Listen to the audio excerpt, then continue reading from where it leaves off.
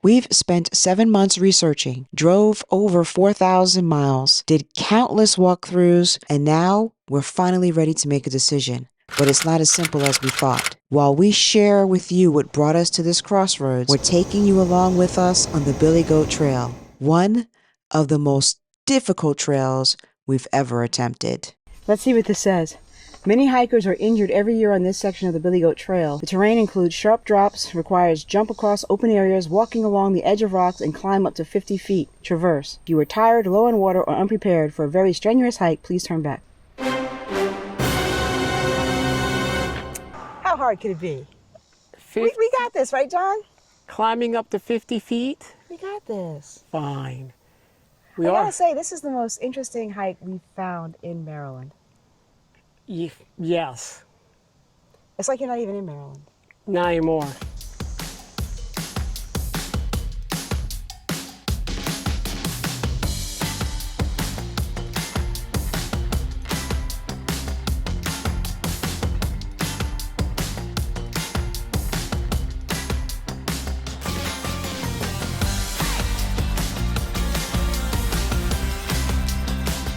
I like this trail. Yeah, it's because you always like things that are hard and hurt you. Oh, it's challenging. Yeah, like I said, hard. I like stuff that challenges me, John. Like falling out of an aircraft. That's a challenge. No. You're the Marine. I did not fall out of any aircraft. Look at this view. Oh, this is pretty. Oh my gosh. Well, this beautiful location seems like the perfect place for us to sit down, set up the camera, and have a conversation about our Prevost decision. So this wasn't a quick decision. We researched monocoque construction, safety ratings, production quality, service records, and spent hours crawling through coaches from Maryland all the way down to Florida. So what changed? At first, we were completely sold on getting a Prevost.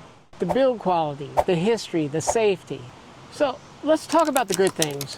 The longevity of the coach. These coaches are well-built, long-lasting coaches. Which is why we were looking at 20 to 25-year-old Prevosts to begin with, because we knew that they were built so well that they last. Heck, these coaches can go up to 1 million miles. 1 million miles. They're ultra reliable. They have incredibly durable bodies. And these aren't just RVs, these are buses. They are DOT certified. What other manufacturer in the production coach line can say that in a Class A? These vehicles have monocoque construction. That is basically a unibody. It's unibody design. They resist twisting and bending going down the road, and they're much, much safer in case of an accident. Also, the overall quality of the vehicles, all the things that we have just mentioned add up to a quality vehicle.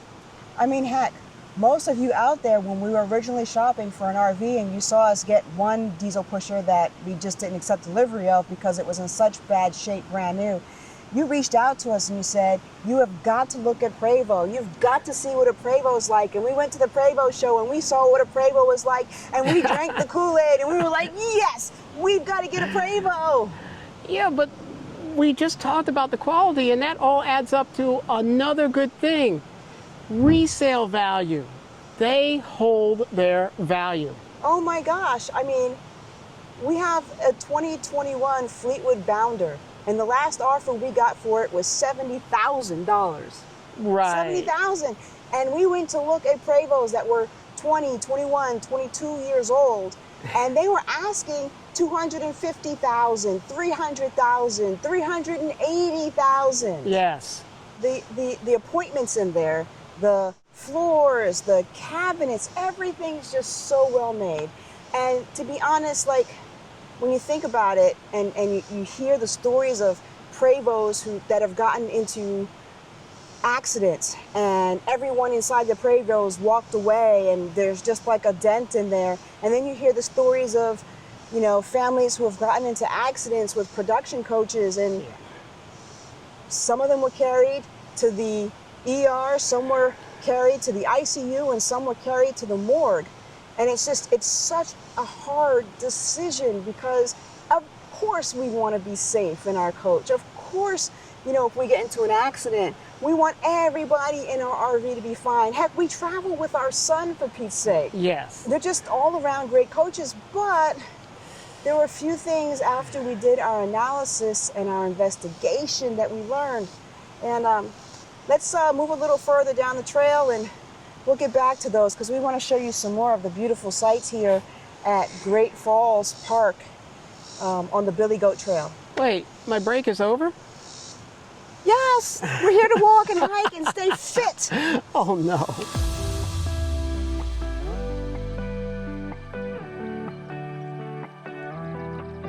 We're almost there, John. Almost. Ooh, you've been sweating. I know, it's hard.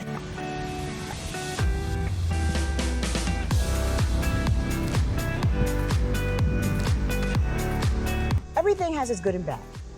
So we're gonna try to get through this strenuous part of the trail and then we'll come back and tell you about some of the cons of buying a playboat because not everything is 100% good. There are some issues with it.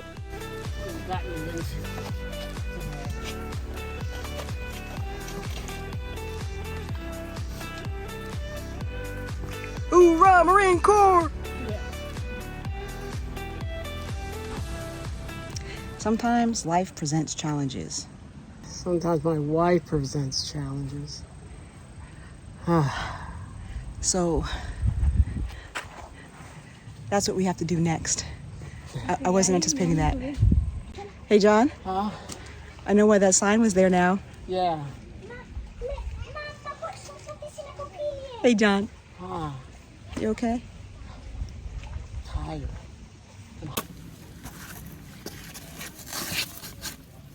Careful, John. I will. If I don't come home with you, somebody's gonna be very upset. A little bit. A lot.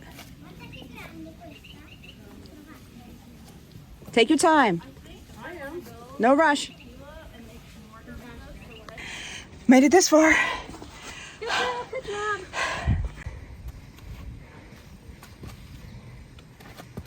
Don't tell my physical therapist. I don't think he'd approve.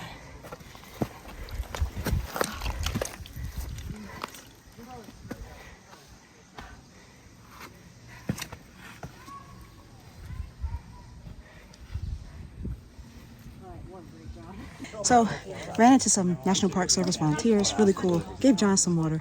Because I'm sweating like crazy. Yeah, so hopefully he'll feel a little better about this hike.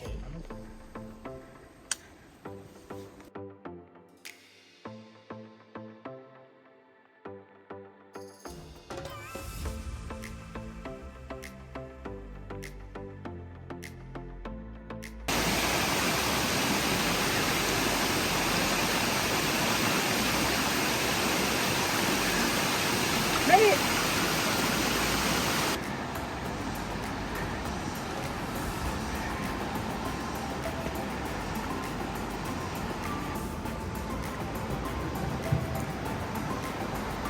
We bit off a little bit more than we could chew on this hike. We did. This thing has taken us so long. It was so hard. And when the rangers say, bring 2 liters of water, bring 2 liters of water. Bring at least 2 liters of water. Maybe even more. They were right. And, you know, we could apply this lesson to buying a Prevost. Oh, And not biting off more than you could chew. yeah, definitely. We need to cool off, grab some water. We'll be right back. So that was one heck of a hike. So obviously we're not still on the trail. No. Oh my gosh, that's a story of itself. But we want to finish talking to you about the Prevost, and then we're going to go back and tell you about what happened on the Billy Goat Trail.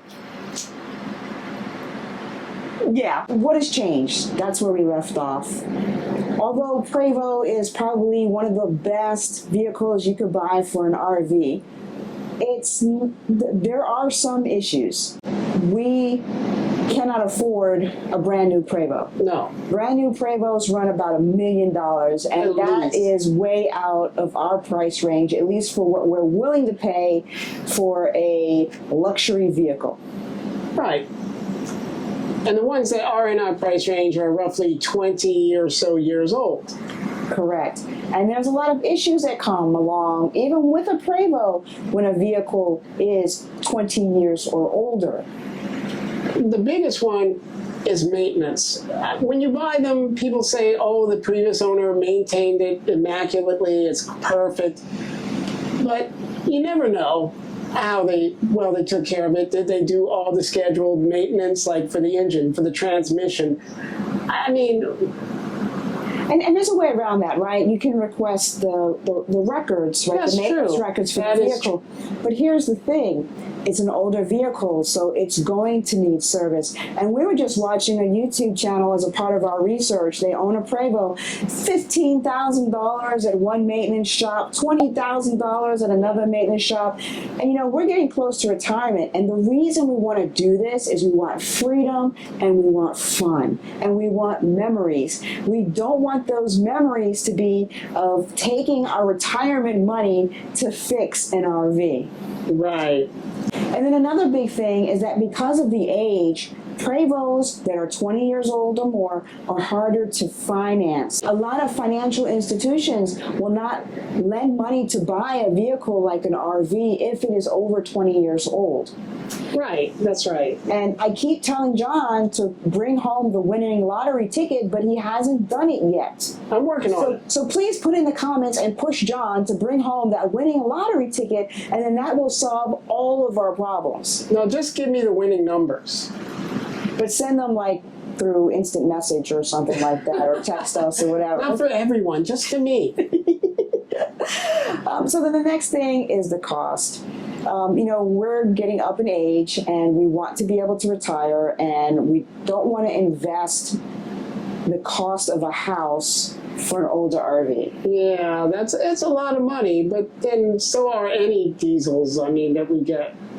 That's true, but I'm kind of thinking that with a newer diesel pusher, that we still have some warranty with that. That's true. And, you know, like we've learned with the Bounder how to fix things and what types of things can go wrong, and we can be preemptive on the maintenance. And the parts don't cost as much as Prevost parts. That's true, because you do have to get Prevost serviced, usually at someone who's qualified to service Prevost. And then, you know, I'm going to be honest, I'm a little bit picky. You may have noticed that from some of our videos when we're looking at RVs. I'm very picky. No. I have certain standards, and I really don't care for a lot of the Prevost floor plans, especially the ones where the bathroom is in the middle of the coach. Yeah. To me, that's just sort of like a weird concept, and it just doesn't fit the way that we want to travel. Some of these Prevosts look way too glitzy for us. It's like Las Vegas in a bus. That's a good way to put it. Yeah, I'm not on board. Yeah, well, that's just not up. Let's talk about one more thing, and that is the weight and licensing. Yes. Some states, because of the length and because of the weight of the Prevost, do require special licenses in order to be able to drive them. Like our state, Maryland. Yes, it does. You checked that, huh? Oh, I knew that for a while. Which means that John would not be able to drive it because he does not have that special license. I had a CDL. But John no longer has that special license. But guess who does? I had a CDL. But guess who does? Fine. It's not right. It's not right they gave you that license automatically. They didn't do that for me. I'm just lucky. What we will love, because you guys have always given us such great advice. Yeah. Are we thinking about this all wrong? Are we on the wrong track? Do you have some advice that might help us in figuring out how we should do this and how we should pick out a Prevost? Maybe we're just way off. I know some of you said country coach, but I just don't want to go that old. Let us know. Please put it down in the comments below. What is our plan going forward? Now, should we tell them the plan going forward, or should we tell them first about that hike? I don't want to talk about the hike. It's terrible. One, we weren't prepared. We didn't have enough water at all. Two, everybody was flying past us like, oh, this afternoon walk. Even up those walls, they were like, whoop, whoop, whoop, whoop, gone. And we're like, take a break, go a few more climb a few more rocks, take a break, and people were just passing us constantly. So what happened is we got halfway through the park, the hike, where we got to the ranger station. Well, it wasn't even a ranger station. Apparently the rangers were looking for us because somebody commented that there was an old couple having problems.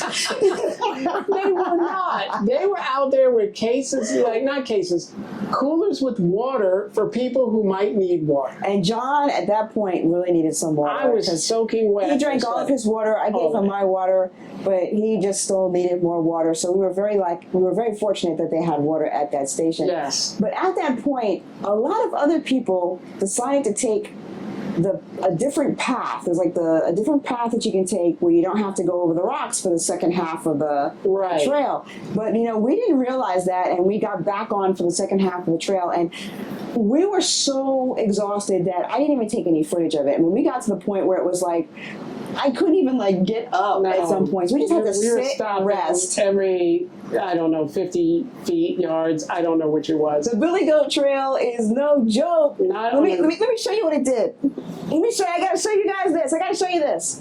Oh boy. Billy Goat Trail. I so want to do it again, but I gotta show you.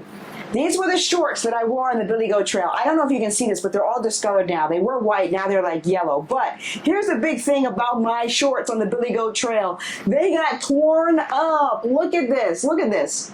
I have holes on my shorts from that Billy Goat Trail. You're not supposed to slide down the rocks on your butt. Look, I was trying to get through that trail any way I could get through that trail. Okay, but that's not even the worst part of it. So we finally made it through the trail. It took us 4.5 hours or something like that. It took us all afternoon. All afternoon. We get out, we get onto the tow path, which is a nice flat path, and we're like, yes. We're exhausted still though. And we're dripping wet. Not from rain yet. No, we're dripping wet from sweat. Yes. Right? And our feet are killing us. So what we were doing, we were actually on a search for water. Somebody said, if you go that way, there's a water fountain. It's okay, so we'll go that way so we can find the water fountain. So we go that way, we find the water fountain. But as soon as we find the water fountain, what happens? The sky opened up on us. It started pouring down rain. Luckily, the water fountain was under an awning, so we were fine. So I came up with the idea of, you know what, John, we're just not going to, because not only was it a rainstorm, but there was a flash flood warning.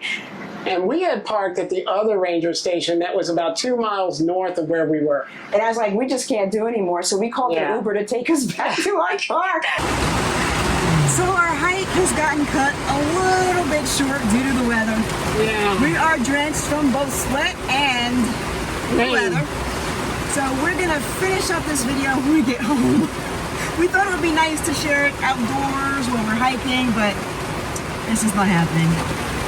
And we were so wiped that we didn't get any footage of it. I was thinking about it after the fact. We are such bad YouTubers because that would have made such a great story to show you guys. And getting out of the Uber into your Jeep was an adventure because we got soaked in the 5 seconds it took us to go from one car to the next. What's next for us?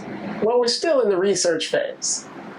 I mean, Prevost definitely on our radar. The build, the quality, the safety, that's the big one. And the long-term value is also good. But besides the cost and the maintenance, those are the things that have us stopping and thinking. And I mean, of course we want to be safe, but I just don't know if a Prevost right now, based on all of the Prevosts we've looked at, is really in our budget. If something special pops up at a good price, maybe. So our plan for now is to look for used diesel pushers that are a little bit newer, maybe a 2019-ish. Well, I mean, even something after 23, the 24s were better than they were in 20 to 23. 20 to 23 is kind of that spot where they were all, I don't know what they were doing. I have no idea what they were building. Yeah, I don't know what 25 and 26 are going to look like. We haven't been to an RV show in a while. No, we haven't. So we will be at the Hershey RV show. Yes. And we will be looking for an RV. Yes. And we're not going to order one. Whoever is there, whatever dealerships, you have to show us the one on the lot because I have to see it. I am not making that mistake of ordering a rust But then truck it'll again. be perfect. I need to be able to see it, run through it, and then get our inspector to take a look at it. So, Yeah, that's true. folks, tell us your thoughts. Are we making a mistake here? Are we doing the wrong thing, the right thing? I just can't get an RV if I don't feel comfortable in it. You know what I mean? I've got to love it. I don't want to just have it because I have it. And I don't know. Plus, as far as safety, we're both well-trained drivers. We've had this for how I'm not long? worried about us. I'm worried about everybody else. I know, you're worried about everyone else. So you know what? We'll start a fund. Like for anybody who wants us to get a Prevost and wants us to get like a 2010 or later Prevost because those are much nicer. Just go ahead and send do a super thanks or send us a donation. We'll put in the comments below. Maybe we'll get a PayPal or some Cash App. If you want us to, we'll do that. And you guys can help buy us a Prevost. Oh, no. I'm just kidding. All right, folks, if you want to learn more about the journey that we've had looking for a Prevost, looking for our next RV, which we want to be a diesel pusher, go ahead and check out these videos right here. Right here. On John's face. Yeah.